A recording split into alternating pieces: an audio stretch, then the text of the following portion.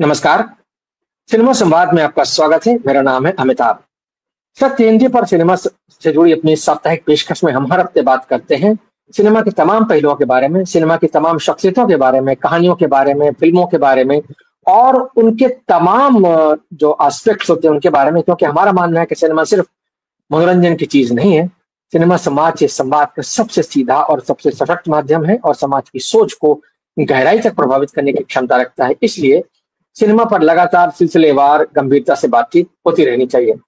आज सिनेमा संवाद की कड़ी में हम बात करने वाले हैं एक ऐसे फिल्मकार के बारे में जिसने हिंदी सिनेमा में तमाम जो जॉनर्स होते हैं, तमाम जॉनर्स में फिल्म बनाई और हर जॉनर में हर विषय को उठा करके जो फिल्म बनाई उसमें कामयाबी पाई। और वो एक ऐसे फिल्मकार हुए, एक अनूठे फिल्मकार हुए जिन्होंने कि सस्पेंस थ्रिलर्स की दुनिया में एकदम तहलका मचा दिया। जब सस्पेंस की से जुड़ी उन्होंने फिल्में बनाई तब उन्होंने एकदम नई मिसाल कायम की।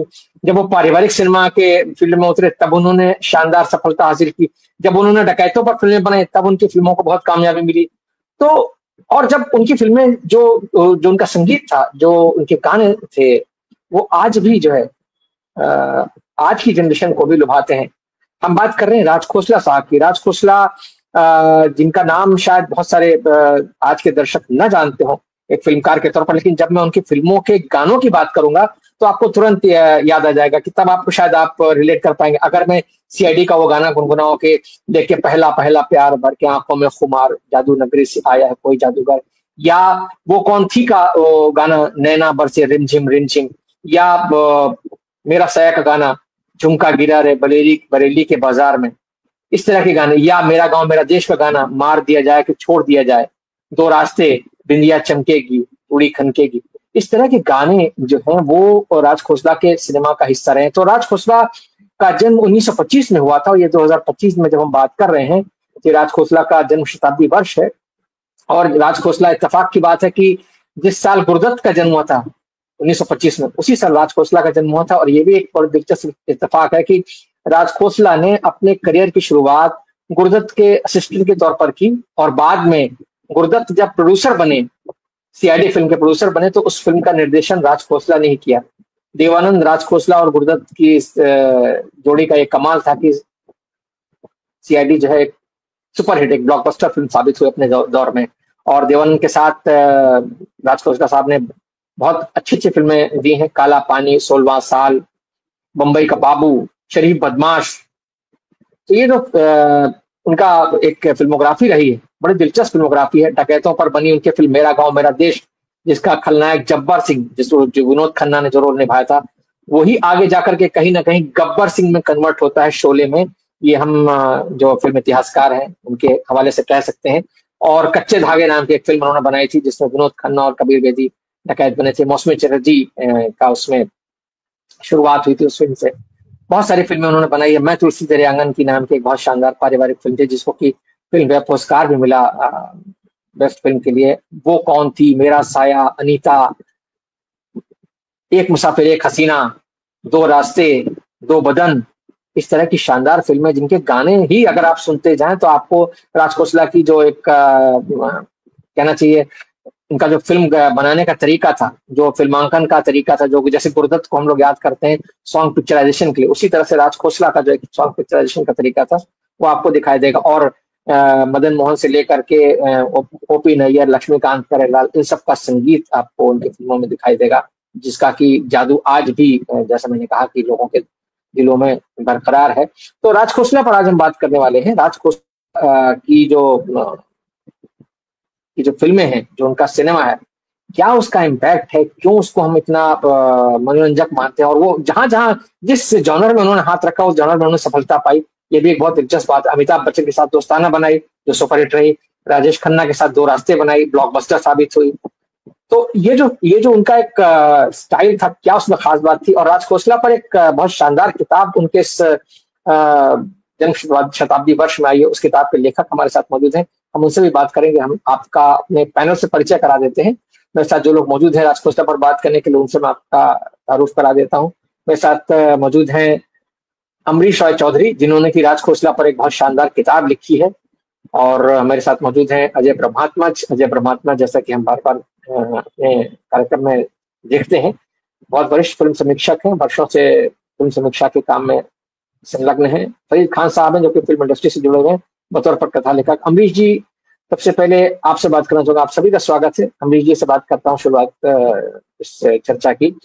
राज खोसला पर बायोग्राफी आपने जो लिखी है, तो मैं आपसे जानना चाहूंगा कि एक ऐसे फिल्मकार के बारे में लिखना जिसकी की मृत्यु को मतलब 3 दशक से ज्यादा हो चुका, 1991 में उनकी मृत्यु हुई थी, उनके बारे में लिखना और ऐसे समय में लिखना जबकि उनके तमाम समकालीन लोग जो हैं वो नहीं है, तो ऐसे में जो स्रोत आपने जुटाए होंगे, कैसे जुटाए होंगे, क्या उस तरह की जो कठिनाइयां रही होंगी आपके सामने, और क्या मतलब आपसे ये भी जानना चाहूंगा कि क्यों आपको राज खोसला पर लिखने की सूझी, क्योंकि राज खोसला अपने आप में फिल्मकार तो बहुत अच्छे हैं, इसमें कोई दो राय नहीं है, लेकिन आपने राज खोसला को ही क्यों चुना? बहुत बहुत शुक्रिया अमिताभ जी। मैं आपके दूसरे सवाल का जवाब पहले देना चाहूंगा। राज खोसला पे करने की मुझे एक्चुअली सच बोलूं तो मुझे नहीं सूझी थी। लेकिन उनका जो परिवार था, उनके परिवार की तरफ से वो किसी को ढूंढ रहे थे जो उनकी जीवनी लिख सकें, बायोग्राफी लिख सकें। और मैं हमेशा ऐसे प्रोजेक्ट्स की तलाश में रहता हूँ जिनके बारे में मैं सबसे कम जानता हूँ, ताकि लिखते समय मुझे भी मजा आए और पढ़ने वालों को भी मजा आए। तो राज जी के बारे में मैं बहुत कम जानता था। मैंने 2 फिल्में देखी थी, मेरा साया और वो कौन थी, और कोई फिल्में नहीं देखी थी। बट मेरे दिमाग में वो उनका जो लोगो था, एक सिग्नेचर था जो फिल्म के आखिर में आता था, डायरेक्टेड बाय राज खोसला। एक एक पर्टिकुलर उनका बहुत आइडेंटिफाइबल सिग्नेचर था जो उनके पोस्टर्स में भी आता था। तो वो मेरे दिमाग में छपा हुआ था कहीं ना कहीं पे। मैंने बचपन में अपने पिता से पूछा था कि ये कौन है। फॉर द फर्स्ट टाइम मुझे ये सूझा था कि डायरेक्टर कौन होता है। तो मैंने अपने पिता से पूछा था, तो उन्होंने बताया था कि डायरेक्टर का फंक्शन क्या होता है और डायरेक्टर कौन होता है। तो ये मेरे दिमाग में था कहीं ना कहीं पे, ये राज खोसला, ये नाम और ये 2 फिल्में। तो जब मेरे पास ये ऑफर आया, मैंने तुरंत एक्सेप्ट कर लिया, क्योंकि मुझे उनके बारे में और जानना था।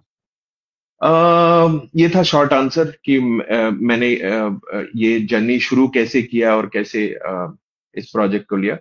मुश्किलें बहुत आई, इसलिए मजा भी आया लिखने में, एक्सप्लोर करने में, ढूंढने में, लोगों को चेज करने में। बहुत सारे लोग जिंदा नहीं थे। स्पेसिफिकली 50 के दशक से 60 के दशक से उनके साथ जिन लोगों ने काम किया, वैसे बहुत सारे लोग नहीं थे। बट जितने लोग थे, थैंकफुली उनसे बात कर पाया। प्रेम चोपड़ा जी से बात हुई, धर्म जी से बात हुई, मनोज कुमार जी से बात हुई, वहीदा जी से बात हुई। उन लोगों ने बहुत सारा पर्सपेक्टिव दिया। अम, इसके अलावा नेशनल फिल्म आर्काइव जो है पूना में, वहां से बहुत सारा इंफॉर्मेशन मुझे मिला। वहां पे बहुत सारा हिस्टोरिकल इंफॉर्मेशन है। लोग समझते हैं कि फिल्म का प्रिजर्वेशन वगैरह सब कुछ होता है, बट वहां पे बहुत एक्सटेंसिव एक लाइब्रेरी है जहाँ पे 1940 से लेके 2000 तक वहां पे मैगजीन्स हैं, बहुत सारे पुराने इंटरव्यूज हैं। वहां से मुझे बहुत सारे राज खोसला के पुराने इंटरव्यूज मिले। फिर एनसी पे में एक लाइब्रेरी है, वहां से बहुत सारा इंफॉर्मेशन मिला मुझे राज खोसला के बारे में।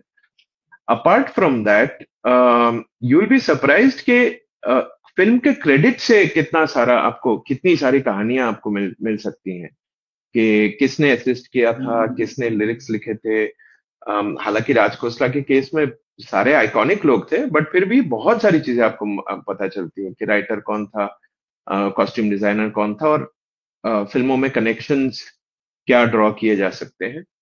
तो एक तो फिल्मों से बहुत सारी चीजें पता चली, और हमारे इस जमाने में थैंकफुली फिल्में देखना रिलेटिवली आसान है। पहले आपको शायद ढूंढना पड़ता था, वीएचएस ढूंढना पड़ता था, या डीवीडी या कुछ और तरीके से ढूंढना पड़ता था। बट अभी तो यूट्यूब में अवेलेबल है सब कुछ। तो सारी फिल्में देख डाली, उसमें से बहुत सारी चीजें पता चली, उनकी फिल्म मेकिंग, उनका क्राफ्ट, उनका स्टाइल। तो हाँ, अड़चने तो आई, प्रॉब्लम्स आई, बट उसमें इसी वजह से, इसी क्वेस्ट की वजह से, इसी एक्सप्लोरेशन की वजह से मजा भी आया लिखने में बहुत। सर आप आपने बहुत, जी जी जी, बहुत बहुत आपने जो बात कही है उससे कम से कम ये अंदाजा लगता है, हमारे दर्शकों को ये अंदाजा लगाना चाहिए कि भाई जो फिल्मों पर किताबें लिखते हैं उनकी जो मेहनत होती है वो भी किसी अन्य गंभीर विषय मैं फिल्मों पर लेखन को बहुत गंभीर मानता हूँ, और उसके लिए जो मेहनत करनी पड़ती है जैसा कि आपने बताया, और रिसोर्स जुटाने में, तमाम चीजों में जो मेहनत करनी पड़ती है, तो वो एक अपने आप में बड़ा काम है, और आपने एक बड़ा काम हाथ में लिया, और एक ऐसे फिल्म मेकर के बारे में आपने लिखा है जो कि अ, अपने जमाने के बहुत मकबूल फिल्मकार रहे, बहुत सफल फिल्मकार रहे, और वो एक स्कूल चलाता है। मैं अजय जी आपके पास आता हूँ, एक स्कूल है गुरदत्त की फिल्म मेकिंग का, जो राज खोसला में ट्रांसफर होता है, और फिर राज खोसला से महेश भट्ट में आता है कहीं ना कहीं, क्योंकि राज खोसला, महेश भट्ट, वो पूरा एक चेंज जैसी दिखती है। वो मतलब मैं उसकी जब कहना चाहिए उसके बारे में सोचता हूँ तो मुझे इन तीनों की पर्सनल लाइफ के बारे में भी कहीं ना कहीं वो चीज आती है कि एक ट्रबल्ड जिंदगी रही है। लेकिन फिलहाल फिल्मों पर आते हैं। मैं अजय जी आपके पास आया हूं इसलिए कि ये जानने के लिए कि जिस तरह का सिनेमा राज खोसला ने सर्जित किया है, मिलाप जो उनकी पहली फिल्म थी वो फ्लॉप हो गई, लेकिन सीआईडी सुपरहिट साबित हुई। सीआईडी से वहीदा रहमान की एंट्री होती है हिंदी सिनेमा में, एक वैम्प के तौर पर वो एंट्री लेती हैं, लेकिन उसके बाद एक शानदार नायिका के तौर पर वो राज खोसला की फिल्म 16वां साल में नजर आती हैं, और बाकी फिल्मों में हमने उनको देखा ही वो किस तरह से काम करती हैं। और राज खोसला जो है वो फिर टीम बनाते हैं साधना के साथ, तो एक के बाद एक शानदार फिल्में देते हैं। वो कौन थी, मेरा साया, अनीता, एक मुसाफिर एक हसीना, और धर्मेंद्र के साथ बनाते हैं डाकू वाली फिल्म मेरा गांव मेरा देश। विनोद खन्ना उनके बहुत प्रिय अभिनेता थे, विनोद खन्ना के साथ भी उन्होंने 3-4 फिल्में की हैं। मेरा गांव मेरा देश में विनोद खन्ना खलनायक थे, बाद में कच्चे धागे की उन्होंने, फिर नहले पे दहला की, और यहाँ तक मुझे याद है प्रेम कहानी जैसी फिल्म में जहाँ की राजेश खन्ना और शशि कपूर है, वहां विनोद खन्ना एक छोटे से रोल में आते हैं, बहुत इंपॉर्टेंट रोल है उनका, बहुत छोटा सा कैरेक्टर आर्टिस्ट का रोल है उनका। तो ये एक फैसिनेशन था उनका कुछ कलाकारों को लेकर के। आशा पारिक के साथ उन्होंने दो बदन किया, दो, और क्या नाम की चिराग फिल्म है, मैं तुलसी तेरे आंगन की, इस तरह की फिल्म। तो ये जो एक चीज है, आप किस तरह से देखते हैं राज खोसला का सिनेमा जब आप उसके बारे में विजुलाइज करते हैं? आज के दौर में जब हम जिस तरह का सिनेमा देख रहे हैं, तो राज खोसला का सिनेमा आपकी नजर में किस तरह की लीक को बनाता हुआ दिखता है, या कहें कि लीक से हटता हुआ दिखता है? जी, आप सभी को नमस्कार। और राज खोसला साहब से मेरा परिचय तो नहीं था पहले। उनकी फिल्म जरूर मेरा गांव मेरा देश मैंने 1971 में ही देखी थी, और मैंने 8 बार देखी थी ये फिल्म फारबिसगंज में। तब फरीद जानते होंगे फारबिसगंज। फारबिसगंज में एक मेला लगा करता है, उस मेले में नई फिल्में आती थी अपेक्षाकृत, जो बाकी शहरों में देर से आती थी। तो वहाँ मुझे मौका मिला था, और तब मैं रहा हूँगा 9वीं कक्षा में, शायद 8वीं या 9वीं में, और मुझे मौका मिला था, और मैं हॉस्टल में रहता था, तो पूरी आज़ादी थी, और ये फिल्म मुझे देखने का मौका ऐसा लगा, और मैं इतना मतलब उस फिल्म से इस प्रकार से जुड़ा और इतना प्रभावित था कि मैं खुद को रोक नहीं पाया। लगभग हर दिन जाके वो फिल्म देख लेता था मैं। तब मैं नहीं जानता था कि फिल्म का निर्देशक कोई होता है, फिल्म का राइटर कोई होता है, फिल्म में और क्या चीजें होती है। मुझे तो पर्दे पर विनोद खन्ना और धर्मेंद्र और आशा पारेख दिख रहे थे, और लक्ष्मी छाया का गाना दिख रहा था, और बहुत वो मुझे शानदार गाना है वो। हाँ, बहुत आंदोलित करता था। और उस फिल्म का ऐसा असर मेरे ऊपर आज तक है या रहा कि मैंने मुंबई में लगातार तमाम लोगों के इंटरव्यूज किए हैं मैंने, अपने सीनियर जूनियर तमाम आर्टिस्ट के, लेकिन विनोद खन्ना से मिलने के बावजूद मैं उनका इंटरव्यू नहीं कर सका, इसलिए कि इतने औ में था मैं उस आदमी को देख कि जिनको मैंने तब देखा था वो मेरे सामने बैठे हुए हैं, मेरे सवालों के जवाब देंगे। और इस बात को पता नहीं कैसे एक्टर बहुत गुणी होते हैं और चीजों को समझ लेते हैं। उन्होंने मेरे कंधे पे हाथ रखा और बताया कि अजय कोई बात नहीं, हम लोग कोई बात नहीं करेंगे, आप मेरे करियर में कुछ भी नहीं पूछेंगे, कोई बात नहीं करेंगे हम लोग, आप सिर्फ बैठे रहिए, चाय पीजिए, हंसिए, बोलिए जो भी बोलना है बस। और इस तरीके से मेरा परिचय। फिर धर्मेंद्र के साथ भी वैसे हुआ। धर्मेंद्र का भी मैंने बहुत अच्छा इंटरव्यू नहीं किया है, 1-2 बार जरूर बात हुई है, एक ऑनेस्ट जो होती है फिल्म देखने के साथ एक कलाकार के साथ, आखिर हम भी एक दर्शक हैं। तो यहाँ से ये शुरुआत होती है। बाद में मैं महेश भट्ट से जब जुड़ा और महेश भट्ट के साथ मैंने काम किया है कुछ समय तक। वो मैं एक मैगजीन में था, दैनिक भास्कर में, तब वे उसके एडिटर थे और वो संभालते थे। उस समय राज खोसला का जिक्र काफ़ी आया और अपने गुरु के तौर पे भी उनकी चर्चा करते थे, अपने लेखों में उनकी चर्चा करते थे और भी सारे प्रसंग, उनके पारिवारिक प्रसंग, उनके और संबंधों के बारे में भी बताया महेश भट्ट साहब ने। तब मेरी एक पहचान उनसे व्यक्तिगत जैसी हुई। फिर भी बाद में वहीदा रहमान को पढ़ते हुए या दूसरे लोगों को पढ़ते हुए एक हल्की-सी नेगेटिव सी मेरी इमेज थी राज खोसला के बारे में, कि उन्होंने वहीदा रहमान को कपड़े पहनने के लिए मजबूर किया था और फिर उनका नाम बदलने के लिए प्रेशर डाला था। तो मुझे लगता था ये थोड़ा अक्खर, थोड़ा ज़िद्दी, थोड़ा इस तरह का कोई डायरेक्टर होगा, और जो असिस्टेंट होते हैं कुछ एक जो मुलग्गू होते हैं अपने डायरेक्टर के, और वे सब कुछ कर रहे होते हैं। तो मेरी इमेज ऐसी बन रही थी। लेकिन सही में कहूँ कि अमरीश की किताब पढ़ने की जब शुरू किया मैंने, उसके बाद से लगातार राज खोसला मेरे सामने खुल रहे हैं, एक-एक करके खुल रहे हैं। उनकी खूबियाँ अब मैं पलट के देखता हूँ, जो-जो उनकी फ़िल्में देखी हैं, जो अनजाने में देखी हैं, मुझे नहीं मालूम था कि राज खोसला की फ़िल्में हैं। वो सारी फ़िल्में अब खुल रही हैं। अब मैं फिर से प्लान कर रहा हूँ कि ये सारी फ़िल्में देखी जाएँ और अम्बरीश ने जो हाइलाइट किया है, जिस प्रकाश में डाला है उनको, उस प्रकाश में उनको देखा जाए और समझा जाए। जैसे कि एक बहुत खूबसूरत बात है जो अम्बरीश ने लगातार हाइलाइट किया शुरू के पृष्ठों में, कि फ़िल्म शुरुआत कैसे करते थे राज खोसला। ये बहुत ही मतलब इतना रोचक है और नया है जानना। इसको आप देखते हैं, समझ नहीं पाते हैं कि जो टाइटल चलता है कास्ट का, उसके पहले उनकी फ़िल्म 1 मिनट, 1.5 मिनट से लेके 9 मिनट तक फ़िल्म चलती थी और उसके बाद कास्टिंग शुरू होती थी। लगभग एक एपिसोड या एक संकेत वो दे जाते थे अपनी फ़िल्मों में, उसके बाद वो सारी चीज़ें शुरू करते थे। तो अब ये एक टेक्निक है जो बाद के भी फ़िल्मों में बहुत सारे फ़िल्म मेकर ने अपनाया है उसको और किया है।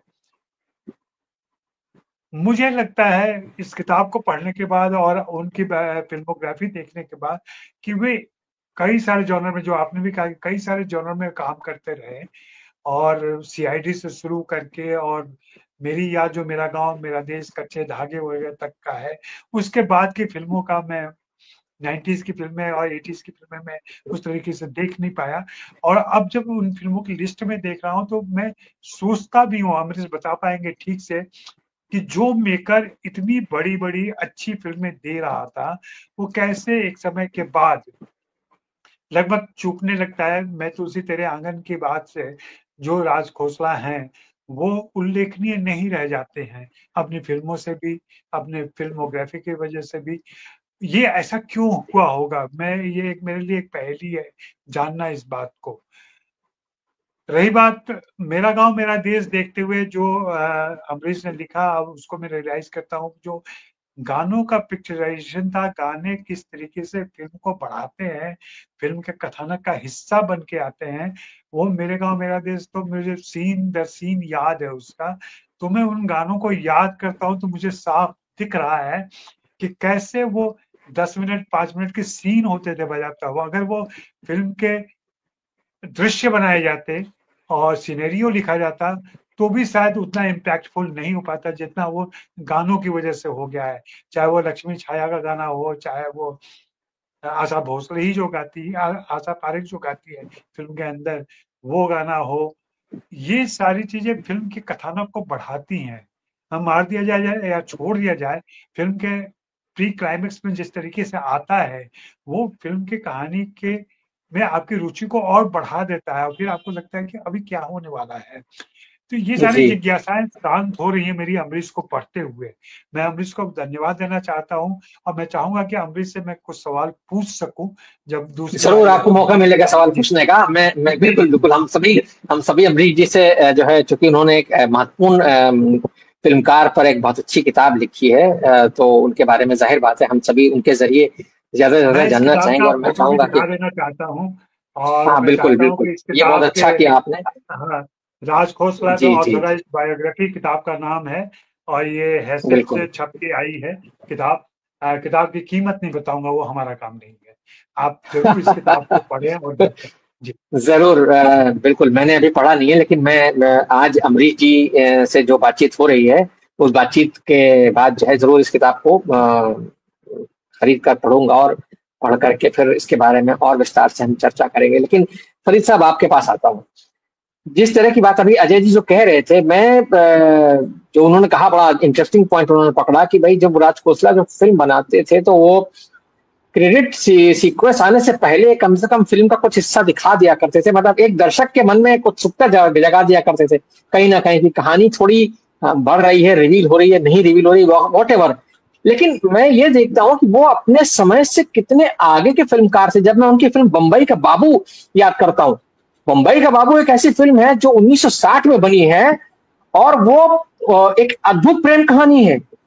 मतलब उस प्रेम कहानी का हीरो वो जो है वो एंटी हीरो है। एक तो सबसे बड़ी बात है कि वो हीरो एंटाई जो भी आप कह लें उसको, वो हीरो है। और वो हीरो जो है वो जिस नायिका से प्रेम करता है, वो उसकी बहन निकलती है, क्योंकि वो एक ऐसे किरदार को ओढ़ करके पहुंचा है ऐसे घर में जो वो असल में है नहीं। उसके हाथों एक मर्डर हो जाता है, जो हत्या होती है, फिर वो एक घर में जाता है, पता चलता है जिसके घर में गया है तो वो जिस लड़की से प्रेम कर रहा है वो उस मृत व्यक्ति की बहन निकलती है।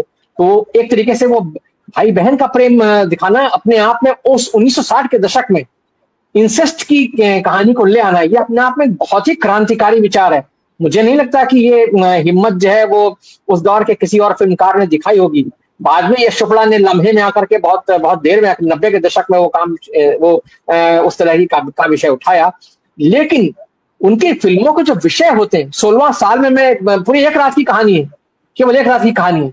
तो ये जो चीजें हैं, ये वो जिस तरीके से पिक करते हैं सब्जेक्ट्स को, वो कौन थी, मेरा साया, वो जो सस्पेंस थ्रिलर्स है, सीआईडी, मतलब वहीदा रहमान को वैम्प के रोल में कास्ट करना और उनसे एक बहुत शानदार अभिनय करा ले जाना वैम्प के रोल में। वो वैम्प के रोल में है लेकिन वो खतरनाक नहीं लगती, वो एक बड़ी बहुत ही एंटाइसिंग किस्म की वैम्प लगती है। और वो मतलब कोई आज की तारीख में अगर सोचे तो शायद यकीन ना हो कि वहीदा रहमान ने अपने करियर की शुरुआत एक हिंदी सिनेमा में वैम्प के रोल से की थी। विनोद खन्ना को खलनायक बनाना, और बाद में विनोद खन्ना उनकी फिल्मों में हीरो बनकर आते हैं और बहुत अच्छा काम करते हैं। एक तरफ वो राजेश खन्ना जैसे सुपरस्टार के साथ काम करते हैं, दो रास्ते जो ब्लॉकबस्टर है, और दूसरी तरफ फिर 80 के दशक में आते हैं, अमिताभ बच्चन के साथ दोस्ताना देते हैं, वो भी सुपर हिट फिल्म है। तो अपने समय के सारे बड़े स्टार्स के साथ काम करना, सुनील दत्त के साथ एक तरफ मेरा साया है तो दूसरी तरफ चिराग है। जॉय मुखर्जी, जिनका कि एक्टर के तौर पर कोई बहुत बड़ा उस तरह से किरदार नहीं था, कोई उनका बहुत बड़ा रुतबा नहीं था, लेकिन एक मुसाफिर एक हसीना इतनी शानदार, इतनी हिट फिल्म है, और उसमें भी सस्पेंस है, उसमें भी कहीं थ्रिल वाला एलिमेंट है। तो आपसे मैं फरीद जी, ये सारी मतलब मेरी भूमिका का सिर्फ आशय ये था कि मैं एक पटकथा लेखक के तौर पर आपसे जानना चाहूंगा कि राज खोसला के सिनेमा की आपको क्या खासियत लगती है, और वो जो है वो जब हम आज का सिनेमा देखते हैं तो आप उसको कैसे रिलेट करते हैं।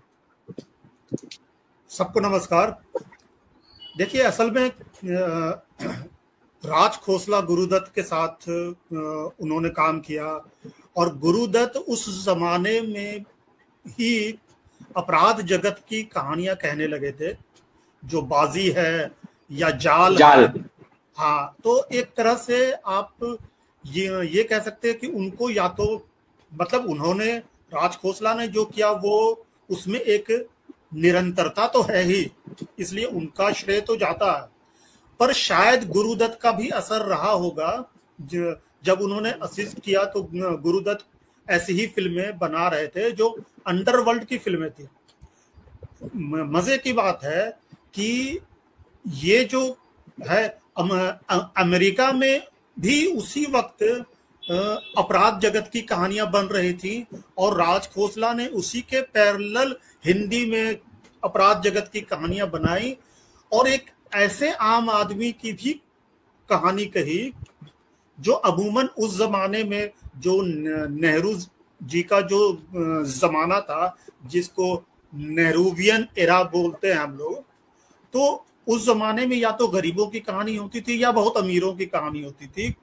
राज खोसला थैंक्स टू गुरुदत्त उन्होंने एक तीसरी दुनिया की कहानी कही जिसको अंडरवर्ल्ड हम कह सकते हैं, और उसमें वो लगातार एंटी हीरो, जो आपने भी बात कही कि ये सच है कि वो एंटी हीरो, और बम्बई का बाबू तो मुझे मालूम नहीं उस वक्त वो हिट हुई थी कि नहीं हुई थी, जैसे कि लम्हे आज तक हिट नहीं हुई फिल्म कामयाब नहीं थी बॉक्स ऑफिस पर बहुत ज्यादा।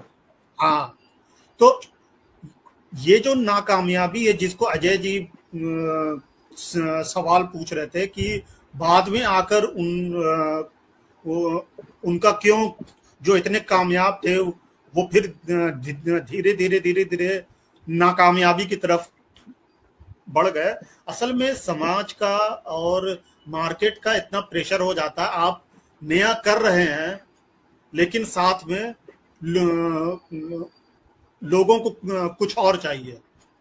तो उन्होंने ये बात तो है जिसको कि जब मैं गूगल पर देख रहा था तो उसमें हिंदी सिनेमा में उनको नोयर या नियो नोयर लाने वाला भी कहते हैं। और ये सच है कि उस जमाने में और कोई भी अपराध की कहानियां कह नहीं रहा था। अपराध से मेरा मतलब डाकू से नहीं है, उन्होंने डाकुओं पर भी फिल्म बनाई, पर डाकू नहीं, अंडरवर्ल्ड, मतलब डाकू तो फिर भी समाज में उसकी छवि बहुत अच्छी है, वो बागी कहलाता था, लेकिन उन्होंने अंडरवर्ल्ड, स्मगलर्स, तस्कर, एक्सटॉर्शन करने वाले, इन लोगों की कहानियां भी कही हैं। ये अपने आप में दिलचस्प है। और कल ही मैं तुलसी तेरे आंगन की देख रहा था, तो जो बात अभी अजय जी ने कही थी कि शुरुआत में ही ऐसा हो जाता है, ऐसा सीन होता है जिसको पूर्व रंग हम लोग कह सकते हैं, कि उसमें शोभा गुरुतु का गाना है। मैं तो शोभा गुरुतु के गाने से ही जो पहला है, मैं एकदम स्क्रीन से चिपक गया। हालांकि मुझे उस फिल्म के साथ हमारी ढेर सारी असहमतियां हैं। तो उसमें जो जिसमें ये है कि मैं तुलसी तेरे आंगन की जिस पौराणिक कथा के रेफरेंस से बनाई गई है वो फिल्म, वो पौराणिक कथा भी जो हजारों साल पुरानी है वो भी बहुत प्रोग्रेसिव थी, लेकिन राज खोसला ने उसको प्रोग्रेसिव तरीके से नहीं बनाई थी। उनका अप्रोच था वो जो मैथिली शरण गुप्त की पंक्ति है कि अबला जीवन है तुम्हारी यही कहानी, आंखों में है दूध और आंखों में पानी। वो एक मतलब औरतों को औरतें दया के लायक हैं, या जो प्रेमिका है उसको कुर्बान होना चाहिए, इस तरह के उपदेश उसमें बहुत थे, और वो फिल्म सुपर डुपर हिट रही। तो समाज को बंबई का बाबू नहीं चाहिए था, समाज को ये चाहिए, हमको नहीं मालूम कि राज खोसला अल्टीमेटली वो औरतों के बारे में और किसी फिल्मों में उनका कोई स्टैंड इस तरह से उभर कर आता है जिस तरह से गुरुदत्त का उभर कर आता है। तो आप देखेंगे कि उसमें बहुत ही सब कुछ औरतों को ही सहना है, औरतों को ही बर्दाश्त करना है, कुर्बानी औरतों को देनी है। जबकि उसी जमाने में शाम बेनेगल, मतलब उस जमाने में नहीं, उनसे लगभग 3 साल पहले शाम बेनेगल की फिल्म आई थी निशांत में एक सीन याद होगा जब शबाना आजमी को किडनैप करके कमरे में बंद करते हैं, और वो जब सुबह खिड़की खोलती है तो उधर दूसरी तरफ स्मिता पाटिल तुलसी में पानी दे रही है। श्याम बेनेगल ने पूरे एक शॉट से पूरी कथा की व्याख्या कर दी है। और तो और फिल्म इंडस्ट्री में ही थे अमृतलाल नागर, उनका उपन्यास है ये सुहाग के नूपुर। उसमें एक वेश्या को किस ढंग से उन्होंने बोल्डली लड़ते हुए अपने प्रेमी से दिखाया है, बताया है। अगर हम इन सारे संदर्भों को ध्यान में रखें तो मैं तुलसी तेरे आंगन की एक रिग्रेसिव फिल्म रही होगी, लेकिन ये मार्केट के प्रेशर में, समाज के प्रेशर में ही हुआ होगा। शायद इसी वजह से बाद में फिर वो प्रासंगिक नहीं रह गए। मुझे लगता है कि 80-85 के बाद धीरे धीरे उनकी जो आभा है वो घट गई। लेकिन अपराध जगत की कहानियों में हमेशा उनका नाम रहेगा। वो उनका बहुत बड़ा योगदान है एक नई दुनिया खोजने में। धन्यवाद। जी जी, देखिए फरीद जी, आपने जो बात कही है अपराध वाली, मुझे क्या लगता है कि राज खोसला का जो जीनियस था वो ये था कि एक तो बड़े ऐसे फिल्मकार थे जो किसी एक जॉनर में बंधे नहीं। मतलब वो ऐसे नहीं थे कि जो सेफ गेम खेलने वाला आदमी हो कि भाई एक पिक्चर मेरी हिट हो गई है तो मैं उसी ढर्रे पे चलता रहूं, जो कि बहुत सारे लोग करते हैं। और फिल्म इंडस्ट्री में खासतौर से ये चलन है कि भाई अगर आपका एक स्टाइल सेट हो गया है तो आप अगर रोमांस के डायरेक्टर हैं तो आप रोमांस से बनाए, या अगर आप सस्पेंस के सस्पेंस बनाए, एक्शन वाले हैं तो एक्शन बनाए। लेकिन उन्होंने हर जगह हाथ आजमाया और हर जगह एक कहना चाहिए कि कामयाबी हासिल की, एक काफी अच्छी हद तक कामयाबी हासिल की।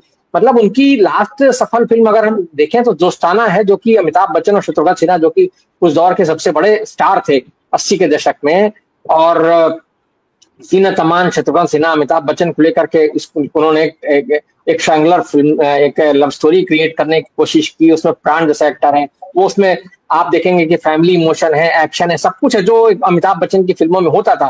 लेकिन उसमें एक राज खोसला का अपना एक स्टैंप है। तो वो जो स्टैंप था वो उनका ये था कि वो रिस्क लेने से डरते नहीं थे। उसका नतीजा उन्होंने भुगता भी, क्योंकि मेरे ख्याल में बाद के दौर में जो उनकी फिल्में रही, आखिरी फिल्म दोस्ताना ही थी जो हिट हुई। उसके बाद उनकी कोई फिल्म चली नहीं, और शायद इसी का जो कहीं ना कहीं एक तकलीफ उनके दिल में रही होगी कि वो बहुत ज्यादा असफलता को झेल नहीं पाए, और मतलब 1991 में उनकी डेथ हो गई। तो ये जी जी, हिट फिल्म देने का जो प्रेशर होता है, जो वो प्रेशर बाद में उनके साथ वो उसको, मतलब उनको नया भी करना था और हिट भी देना था। तो कई बार नया करने में आदमी असफल होता ही है, लेकिन उनको हिट भी देना था। इस वजह से धीरे धीरे शायद उनका दोस्ताना के बाद फिर कोई उस तरह से जी कामयाब फिल्म नहीं है। मैं बिल्कुल सही कहा आपने। मैं अमरीश जी आपके पास वापस आता हूँ। जो बात हम लोग यहाँ कर रहे हैं राज खोसला के संदर्भ में, और चूंकि हम लोग बहुत सारी फिल्मों का जिक्र कर चुके हैं, आपने उन पर किताब लिखी, इसलिए मैं आपसे ही जानना चाहूंगा, राज खोसला साहब को एक तरफ तो सस्पेंस थ्रिलर्स का मास्टर कहा जाता है, जैसे कि हम लोग बहुत सारी फिल्मों के नाम गिना चुके हैं। दूसरी तरफ उनके साथ एक और लेवल जुड़ा है, वो ये कि वो बहुत ही ह्यूमन ओरिएंटेड सब्जेक्ट्स उठाते थे, और उसमें भी उनको बहुत कामयाबी मिली है। मतलब दो रास्ते की हीरोइन मुमताज को ले लीजिए, दो बदन की हीरोइन आशा पारेख को ले लीजिए, चिराग है, मैं तुलसी तेरे आंगन की ले लीजिए, ये जो फिल्म, मतलब दो बदन के लिए सिमी ग्रेवाल को फिल्म फेयर अवार्ड मिला था सपोर्टिंग एक्ट्रेस का।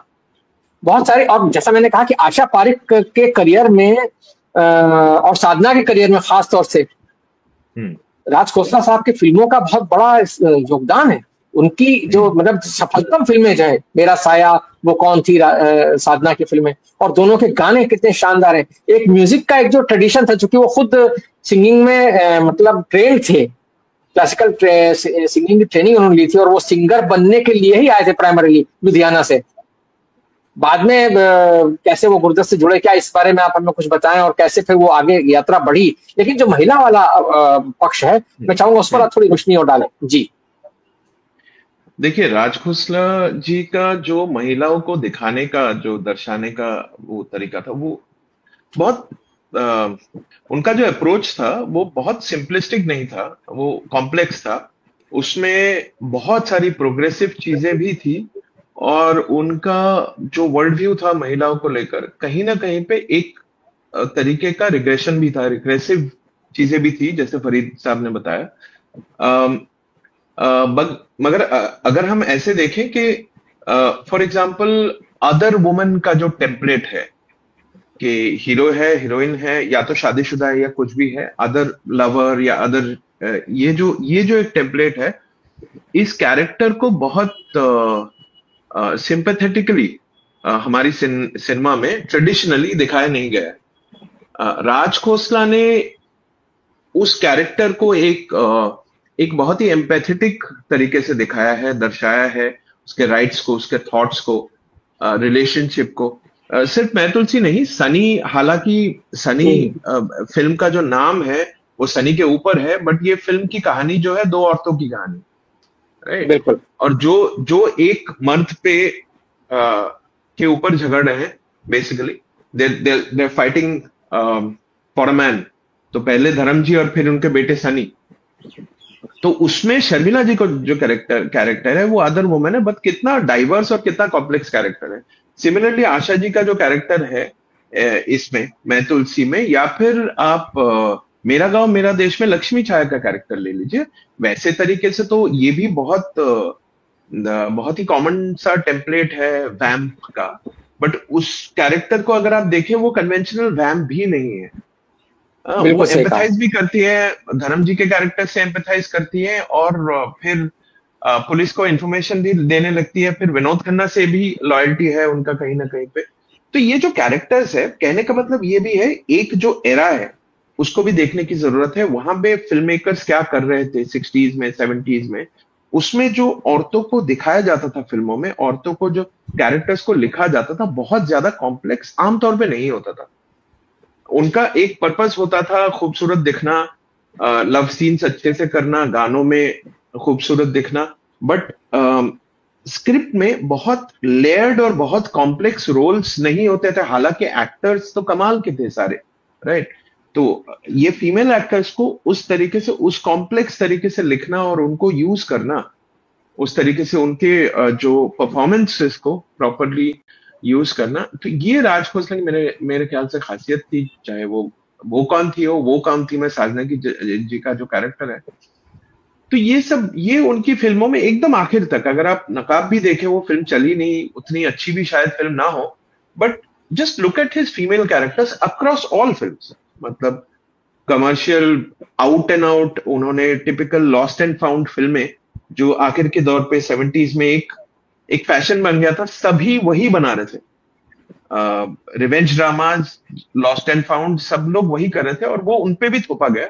नहले पे दहला भी ऐसे लॉस्ट एंड फाउंड फिल्म थी।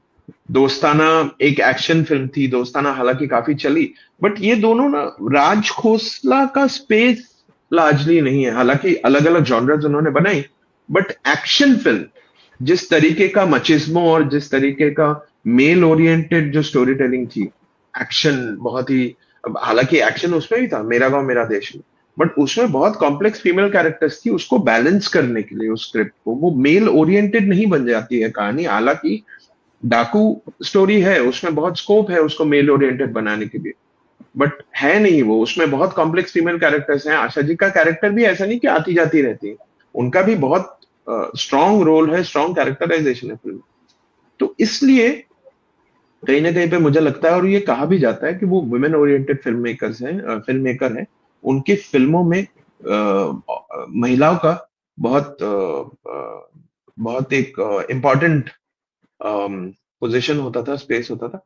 और इसके अलावा फ्लिप साइड भी है, जैसे अभी बात कर रहे थे हम, कहीं ना कहीं पे एक कुछ उनके जो व्यू पॉइंट्स थे महिलाओं को लेकर, वो कुछ रिग्रेसिव एलिमेंट्स भी आ जाती थी उनके नैरेटिव में, उनके स्टोरी टेलिंग में। अगर ऑब्जेक्टिव तरीके से देखा जाए तो दो रास्ते में एक बाकायदा सीन है जहां पे राजेश खन्ना मुमताज जी को बोल रहे हैं कि जिस तरीके के कपड़े उन्होंने पहने हैं उस पर पूरा बैंटर है, डायलॉग है उस चीज पे, कि वो क्योंकि उन्होंने वेस्टर्न आउटफिट पहना हुआ है, हमारे देश के बारे में और कल्चर के बारे में बहुत सीन है पूरा बाकायदा एलैबोरेट। तो ये एक बहुत ही कॉम्प्लेक्स, उनमें बहुत ही इंटरेस्टिंग एक उनका एस्पेक्ट रहा है उनके फिल्म मेकिंग का, कि हर फिल्म में फीमेल कैरेक्टर्स जो होती है वो सेंट्रल होती है और बहुत इंपॉर्टेंट होती है और बहुत प्रोग्रेसिव भी होती है एक तरीके से। अगर आप दो बदन देखें, दो बदन में शादी हो जाती है विलन से, प्राण साहब के साथ शादी हो जाती है, और उसमें प्राण साहब का कैरेक्टर भी कितना कॉम्प्लेक्स है, आउट एंड आउट विलन भी नहीं कह सकते हैं। बिल्कुल बिल्कुल। तो उसमें हीरोइन की शादी विलन से हो जाती है फिल्म के मतलब फर्स्ट हाफ में ऑलमोस्ट, सेकंड हाफ की शुरुआत में शादी हो जाती है, और उसमें जब वो अपने आप को इम्पोज करने की कोशिश करते हैं एज हस्बैंड, आशा पारेख का कैरेक्टर जो है वो रेजिस्ट करती है। वो एक वाइफ के राइट्स के बारे में भी बात करती है। तो मेरे ख्याल से वो प्रोग्रेसिव एलिमेंट्स भी थी, बट कहीं ना कहीं पे वो सारा ट्रेडिशनल एक आउटलुक भी था, तो बहुत कॉम्प्लेक्स था फीमेल कैरेक्टर्स का पोर्ट्रेल उनके फिल्मों में। ये तो हो गया महिलाओं के बारे में। दूसरा जो आपने बताया उनके शुरुआती करियर के बारे में, देखिए म्यूजिक की ट्रेनिंग थी। जगन्नाथ बुआ, पंडित जगन्नाथ बुआ पुरोहित से उन्होंने संगीत की शिक्षा ली थी। लेकिन वो ये बात बहुत कही जाती है उनके बारे में, और शायद उतनी सही नहीं हो, कि वो म्यूजिक गाना गाने के लिए लुधियाना से आए थे बॉम्बे। ऐसा सही नहीं है। वो बच्चे थे, बहुत छोटे थे जब उनके पिता बंबई आ गए थे। वो रेलवेज में काम करते थे। जब वो कुछ 7-8 साल की उम्र थी उनकी, जब उनकी फैमिली बॉम्बे आ गई थी।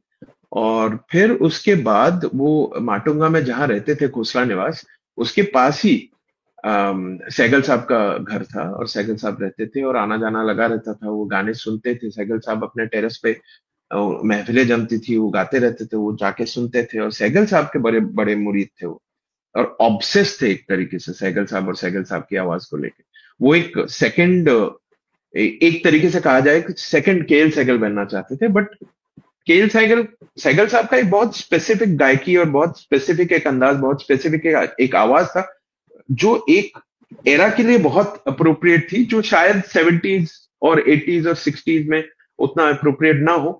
बट राज जी की आवाज में वो बात थी। सहगल साहब ने ये बात उनको कही थी कि बेटा तू जब गाएगा मेरी आवाज में गाएगा। और ये राज जी ने कुछ कुछ फिल्मों में बहुत सेरेक्टिशियसली चुपचाप से आवाज अपनी डाल दी, जो कि इतिहास में छुपा हुआ है। It's hiding in plain sight. अगर आप फिल्म देखेंगे तो उसमें उनकी आवाज सुनाई देगा, बट उन्होंने ना अपने आप को क्रेडिट किया है, ना किसी को इस बारे में मालूम है। काला पानी में उनकी आवाज है। हम बेखुदी में तुमको पुकारे चले गए, जो गाना है वो फिल्म में पहली बार जब आती है तब वो राज खोसला की आवाज में आती है। मुकरी गा रहे हैं, मुकरी साहब गा रहे हैं, और आवाज राज खोसला की है। उधर देवानंद गाने को सुनते हैं, और सुन के बाद में उसी गानों को यूटिलाइज करते हैं जब जाके वो मिलते हैं उनसे, नलिनी जयवंत से। तो ये जो स्पेस है, ये गाना ध्यान से सुनिएगा, आपको लगेगा कि सहगल साहब गा रहे हैं, बट ये सहगल साहब नहीं है। लोगों ने एज्यूम कर लिया शायद मुकरी जी ने गाया होगा, बट ये राज खोसला की आवाज। वैसे ही प्रेम कहानी में एक छोटा सा सीन है जहां पे काका जी, राजेश खन्ना जी अपने दोस्तों के साथ बैठ के वो नज्म सुना रहे हैं, एक गजल सुना रहे हैं। वो गजल suddenly it strikes you that आवाज, आमतौर पे हम किशोर कुमार की आवाज सुनते हैं, रफी साहब की, ये कुछ और ही आवाज आ रही है सहगल साहब की तरह। And that is Raj Khosla again, कि उन्होंने अपनी आवाज उस फिल्म में डाल दी। तो प्लेबैक सिंगिंग का शुरुआत में उनको कुछ मौके मिले थे, कुछ कुछ काम उन्होंने किया था, बट ज्यादा उनको सफलता उसमें नहीं मिली। वो दिमाग में रह गया कहीं पे। तो देव साहब से जब वो मिले, और देव साहब ने जब उनको गुरुदत्त से मिलाया, उनका ओरिजिनल मोटिवेशन गाने का था। देव साहब ने उनको बताया था कि तुम एक काम करो, तुमको गाना गाना है और अपनी फिल्में बनाओ, डायरेक्शन सीखो, अपनी फिल्में बनाओ, फिर खुद को उसमें प्लेबैक सिंगर के तौर पे डाल दो, जो कि बाद में हुआ नहीं, इतना आसान नहीं था करना। लेकिन वो सेटिस्फैक्शन उन्होंने किसी एक दो तरीके से निकाल दी। एक दो फिल्मों में उन्होंने अपनी आवाज ऐसे डाल दी और किसी को बताया नहीं, क्रेडिट्स में कहीं पे डाला नहीं। लेकिन ये सिंगर तो उनको कहीं ना कहीं पे वो एक सपना उनका रह गया अधूरा, वो तो था। जी जी, ये आपने बहुत बहुत बहुत इंटरेस्टिंग जानकारी दी है। और सहगल का जो इन्फ्लुएंस है वाकई में, देखिए वो भी क्या हस्ती थे, और राज खोसला के बहाने हम किन किन लोगों को याद कर रहे हैं। सहगल साहब किशोर कुमार के भी प्रेरणा स्रोत रहे। उस जमाने के जितने भी गायक थे या कलाकार थे जो भी संगीत में दिलचस्पी रखते थे, सहगल उनके लिए एक आइकन थे, और सब उनके नक्शे कदम पर चलना चाहते थे।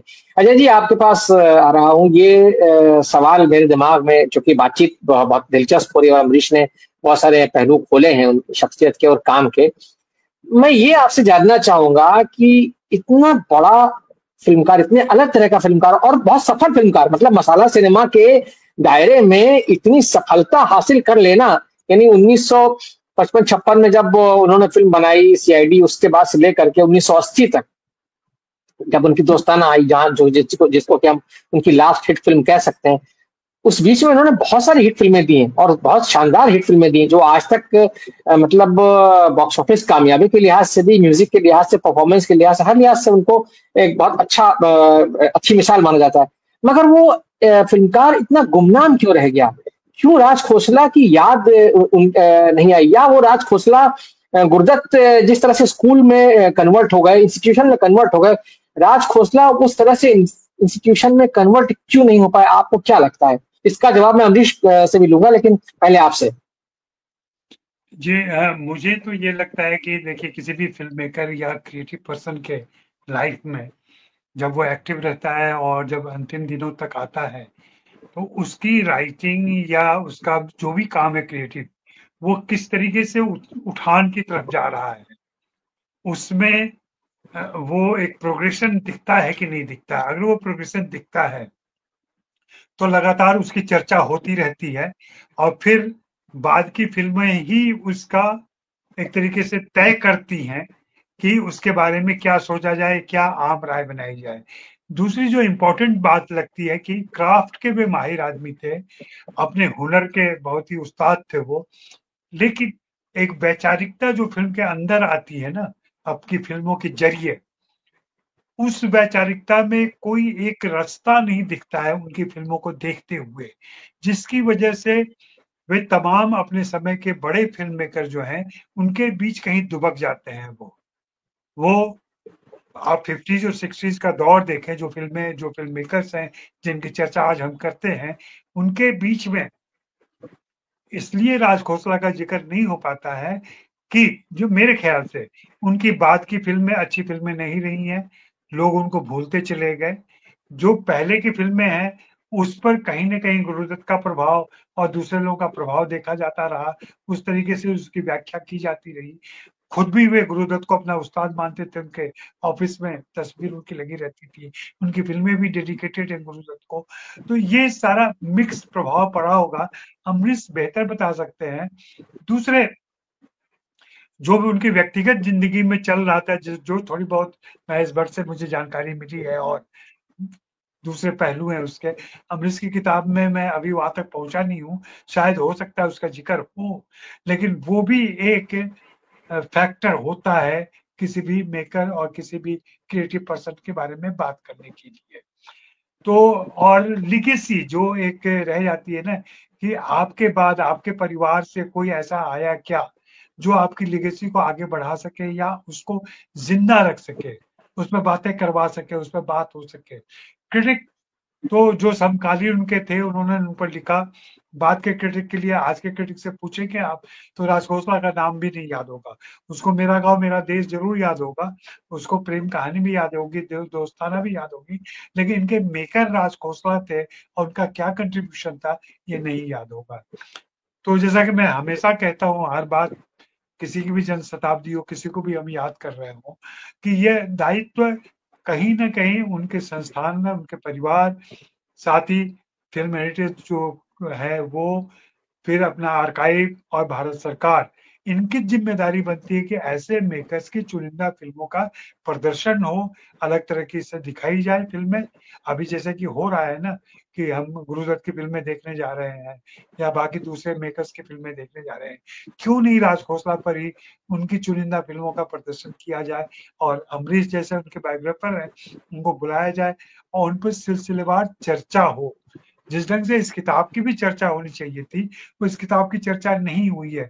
वो कहीं ना कहीं ये जाहिर करता है कि राज खोसला को लेकर के एक आम धारणा ही बहुत पॉजिटिव और बहुत ऊंचा नहीं है, इसकी वजह से ये सारी दिक्कतें आ रही है, मेरा ये ख्याल। जी आपने जो जी बिल्कुल बिल्कुल आपने जो बात कही है, मेरे ख्याल में बहुत अहम सुझाव है आपका कि इसको जितने भी इस तरह के लोग हैं उनकी मेमोरी को दोबारा से जिंदा करने के लिए और आज के दर्शक के बीच में उनको ले जाने के लिए जो एक प्रयास होने चाहिए, जिसमें उनके अपने परिवार से लेकर के फिल्मों से जुड़े लोगों से लेकर के सरकार तक सबका योगदान कहीं ना कहीं होना चाहिए।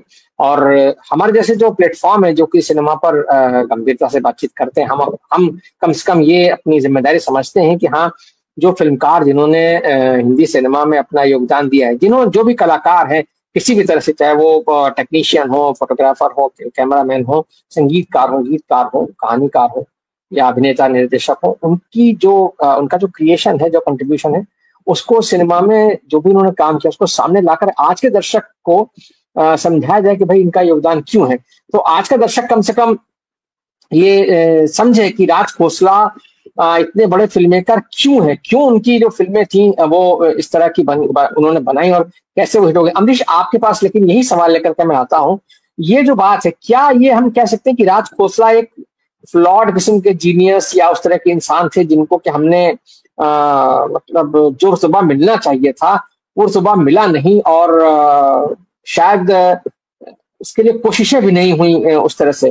भारत सरकार ने अपनी तरफ से एक शायद डाक टिकट उनके लिए निकाला है, इसके अलावा तो कोई और कोशिश हुई नहीं उनको मकबूल करने के लिए सरकारी स्तर पर, और परिवार के लेवल पर या बाकी फिल्म इंडस्ट्री के लेवल पर भी कहीं कोई ऐसा नहीं हुआ कि जो लेगेसी की बात कह रहे हैं अजय जी जो कही, और जो मैंने भी शुरुआत में कहा था कि गुरुदत्त से लेकर के राज खोसला से लेकर महेश भट्ट जो स्कूल आता है, वो आप कह सकते हैं कि महेश भट्ट ने उस स्कूल को आगे बढ़ाया, लेकिन क्या वो जो है वो राज खोसला के नाम पर आगे बढ़ रहा है? क्योंकि महेश भट्ट अपने आप में आज की तारीख में एक स्कूल है, स्कूल ऑफ फिल्म मेकिंग है, लेकिन क्या राज खोसला को हम एक स्कूल ऑफ फिल्म मेकिंग की तरह याद करते हैं? देखिए, राज जी का जैसे मैंने अपनी किताब में भी जिक्र किया है इस चीज का कि मैंने जब लिखना शुरू किया और मैंने जब सोशल मीडिया पे पोस्ट किया कि मैं राज खोसला पे किताब लिखने जा रहा हूँ, बहुत लोगों ने मुझसे पूछा, मेरे जो दोस्त है जो उनमें से कुछ फिल्म बफ्स भी हैं, उन लोगों ने तक पूछा कि हाँ हाँ वो कौन थी, हाँ हाँ सीआईडी, लेकिन और क्या इन्होंने किया था और क्या। बट इसके बाद कुछ दिनों बाद मैंने एक कोलाज उनके गानों का बना के मैंने पोस्ट किया, तो भर गया, मेरा इनबॉक्स भर गया, लोग मैसेजेस करते रहे बार बार कि ये सारे गाने एक ही इंसान के फिल्मोग्राफी से आता है कि आप लेके पहला पहला प्यार से लेके जाने क्या बात है, जो आखिर का गाना है, सनी का गाना है, बिल्कुल बिल्कुल आर.डी. बर्मन, ये जो रेंज है, फिर ये है बॉम्बे मेरी जान, और कहीं ना कहीं पे इनका म्यूजिक बार बार घूम फिर के फिल्मों में आता रहता है बहुत अजीब तरीके से कि यह है बॉम्बे मेरी जान, मुंबई मेरी जान करके फिल्म आई थी, निशिकांत कामत शायद से निर्देशक, तो उस फिल्म के आखिर में ये गाना आता है और सब खड़े हो जाते हैं थिएटर में, तालियां बजाते हैं। उसका रीजन और उसका कॉन्टेक्स्ट अलग था, बट कहने का मतलब ये है कि घूम फिर के आता रहता है। रॉकी और रानी में फिर वट झुमका आ गया, झुमका गिरा रे से लेकर, और अभी सुल्तान या जो भी सलमान खान की जो भी फिल्म थी, सुल्तान कौन सी फिल्म थी, अभी रिसेंटली एक फिल्म आई थी जिसमें रश्मिका मंदाना गा रही है, वो कौन सी का गाना, लग जा गले, जो ट्रेलर में भी आ गई थी, सिकंदर में रश्मिका मंदाना गा रही हैं लग जा गले, ये वो ट्रेलर में भी आया था, वो गुनगुना रहे हैं। तो उनका म्यूजिक इतना सर चढ़ के बोलता है और इतना आइकॉनिक रहा है कि मुझे नहीं लगता, मैं मतलब ऑब्वियसली बहुत बड़े बड़े फिल्में कर रहे हैं, but in terms of averages अगर आप देखें, अगर आप बॉडी ऑफ वर्क देखें, उसमें हिट नहीं, आइकॉनिक गानों का जो डेंसिटी है वो राज खोसला के करियर में सबसे ज्यादा दिखता है। ठीक है, हिट गाने बहुत सारे फिल्म मेकर्स के हुए हैं, बट आइकॉनिक जो आज भी पब्स में बजते हैं, ठीक है, जो ऐसा भी नहीं कि वहां पे बहुत बुजुर्ग लोग जा रहे हैं और वो हो रहा है, क्योंकि एक सर्टेन जेनरेशन में भी उनके गानों का एक आइडेंटिफिकेशन है। तो ये आपने भी जब उनका इंट्रोडक्शन दिया, उनके फिल्मों की बात की और फिर उनके फिल्मों के गानों की बात की, तो कहीं ना कहीं पे उनका आइडेंटिफिकेशन बहुत स्ट्रांगली सिर्फ उनके फिल्मोग्राफी के साथ पता नहीं क्यों जुड़ा नहीं जाता। एक रीजन ये हो सकता है जो अजय जी ने बताया कि एक फेज के बाद उनकी फिल्मों के सक्सेस में एक कमी आई और फिल्में उतनी अच्छी भी शायद नहीं बन पाई। The era change, the generation change, और लोगों की जो फिल्मों से अपेक्षाएं थी, फिल्में जो जिस तरीके के फिल्में लोग देखने जा रहे थे 70s ऑनवर्ड्स, जिस टाइप की थीम्स आने लगी थी, वो राज खोसला के एम्बिट में नहीं आता था, वो उनके टाइप की फिल्में की नहीं थी। और वो उन्होंने कोशिश की अपने तरीके से, बट सक्सेसफुल नहीं हो पाए लार्जली। जी जी। तो वो कहीं ना कहीं पे वो फेज चेंज हो गया, वो एरा चेंज हो गई और उनकी फिल्में नहीं चल रही थी। That was one aspect. The other aspect was, जैसे अजय जी ने भी जिक्र किया, उनके पर्सनल लाइफ का, जो मैंने कहीं ना कहीं पे बुक में टच किया है। बहुत डिटेल में नहीं गया हूं मैं, क्योंकि पर्सनल लाइफ को मैं बहुत ज्यादा वो नहीं करना चाह रहा था एक्सप्लोर।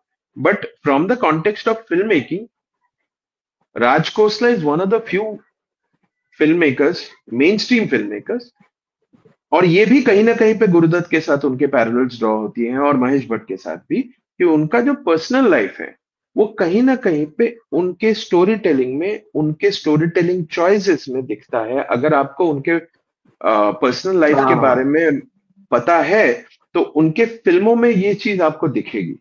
उनके खास तौर हम चाहेंगे थोड़ा आप इसको खोलें, इस चीज को थोड़ा खोलें। ये जो आपने बात कही है बहुत इंपॉर्टेंट बात है, इसको थोड़ा हमारे दर्शकों के लिए खोलें। उनकी पर्सनल लाइफ, जो राज खोसला की पर्सनल लाइफ है, उसमें क्या इंट्रिगिंग एलिमेंट्स। जैसे गुरुदत्त के बारे में हम जानते हैं कि एक विवाह है, विवाह से बाहर का एक संबंध है, संबंध को लेकर के बहुत चर्चाएं। महेश भट्ट के बारे में भी हम जानते हैं तरह की कहानियां। खुद महेश भट्ट कहते रहे अपने बारे में, गुरुदत्त ने कभी नहीं कहा, राज खोसला ने भी कभी नहीं कहा, लेकिन महेश भट्ट को हम जानते हैं। लेकिन राज खोसला के बारे में आज हम बात कर रहे हैं, तो मैं आपसे दरख्वास्त करूंगा कि आप जरा इसके बारे में थोड़ा हमें बताएं।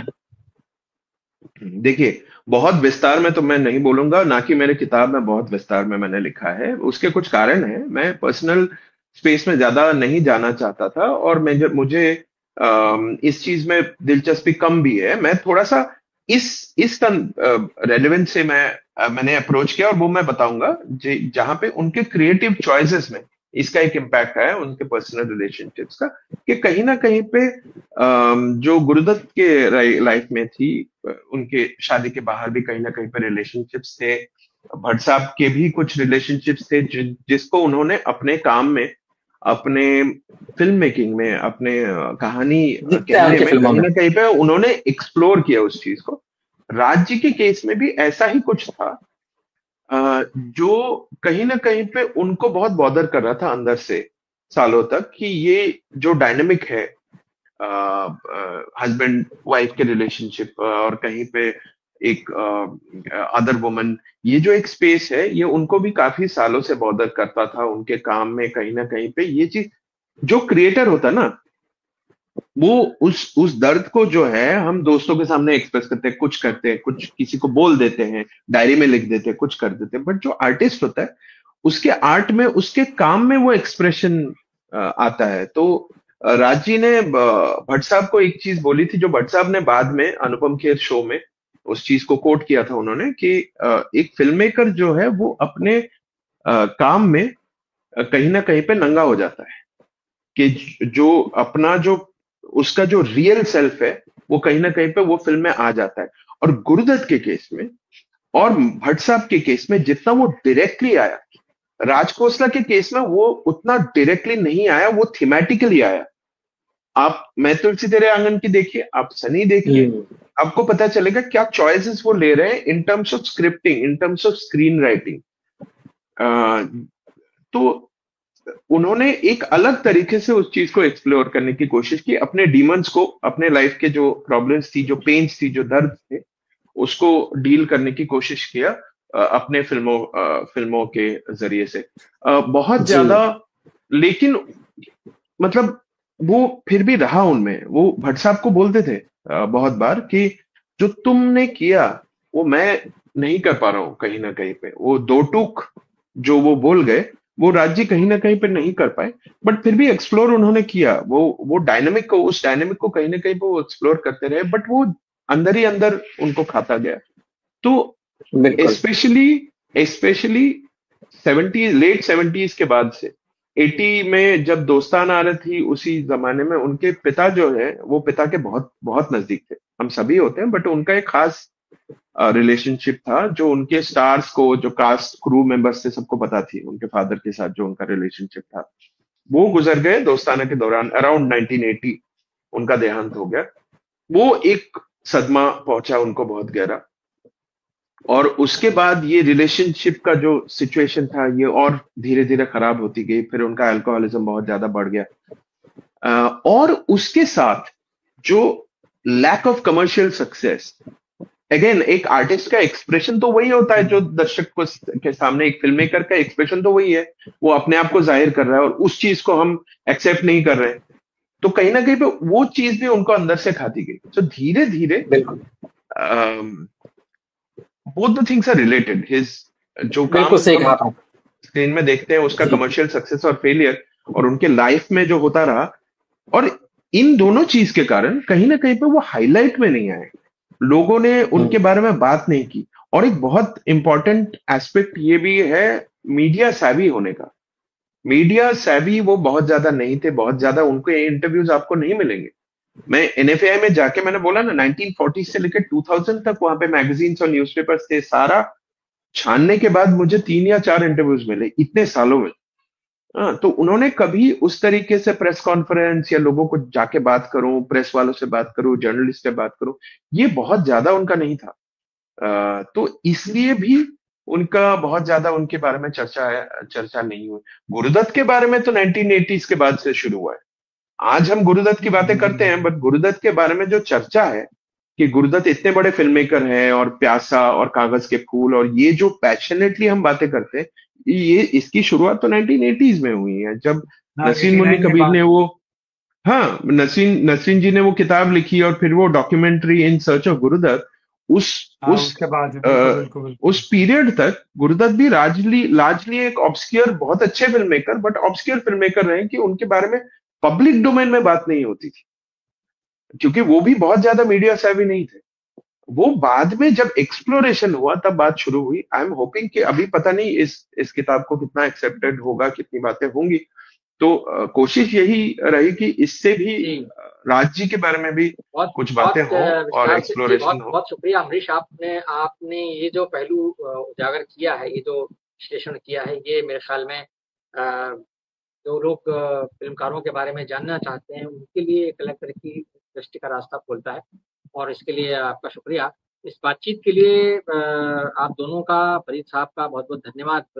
राज खोसला एक ऐसे फिल्मकार हैं जिनको, जैसा कि अभी अमरीश कह रहे थे, कि आप उनकी फिल्मों के नामों से शायद ना याद कर पाए, लेकिन जब आप उनके गाने सुनते हैं तो आपको लगता है अरे क्या गाने हैं। तो वो जो गाने हैं, जो सीआईडी का गाना है लेके पहला पहला प्यार, या जो बाकी आंखों ही आंखों में इशारा हो गया, और उसके बाद एक मुसाफिर एक हसीना का गाना कि आप यूं ही अगर हमसे मिलते रहे देखिए एक दिन प्यार हो जाएगा, वो जो तमाम, वो जो एक मैं बार बार कह रहा हूँ कि वो एक जो टीम बनी थी, मदन मोहन, राजा मेहंदी अली खान, लक्ष्मीकांत प्यारेलाल, ओपी नैयर, इन सब के साथ काम करना और एक से एक शानदार गाने देना। एक मुसाफिर एक हसीना, क्या क्या गाने बनाए ओपी नैयर ने, और सीआईडी के क्या गाने बनाए। उसके अलावा मदन मोहन ने वो कौन थी का जो म्यूजिक दिया, मेरा साया का म्यूजिक, तू जहां जहां चलेगा मेरा साया साथ होगा, नैनों में बदरा छाई, या नैना बरसे रिमझिम रिमझिम, ये गाने जो हैं ये आइकॉनिक गाने हैं। और मेरे ख्याल में आज के दर्शकों, रवि साहब के साथ,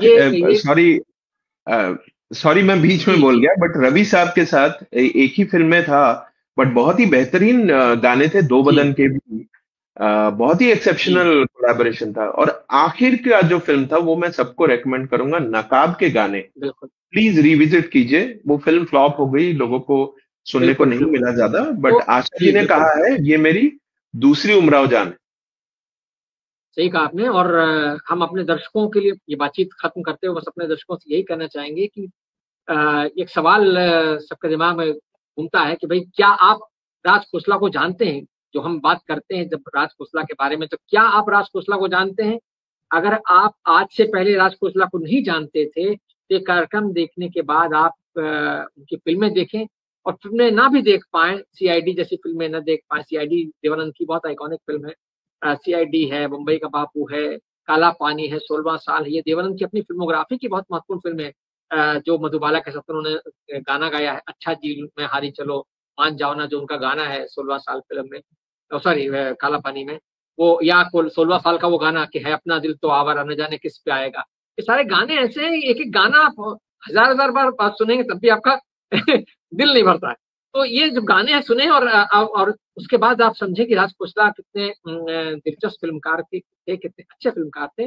और कैसे कैसे फिल्मकार हमारी ये फिल्मी दुनिया ने दिए हैं जो कि वक्त की गर्दिश में जो है वो गुम हो गए, क्योंकि हमने उनकी वो कदर नहीं की जो हमें कदर करनी चाहिए। बहरहाल आज की बातचीत के लिए आप दोनों का बहुत बहुत धन्यवाद। फरीद साहब का भी शुक्रिया, दर्शकों का भी बहुत बहुत धन्यवाद कि उन्होंने बहुत सब्र के साथ देखा सुना। हम फिर किसी नए विषय के साथ हाजिर होंगे, तब तक के लिए धन्यवाद, नमस्कार।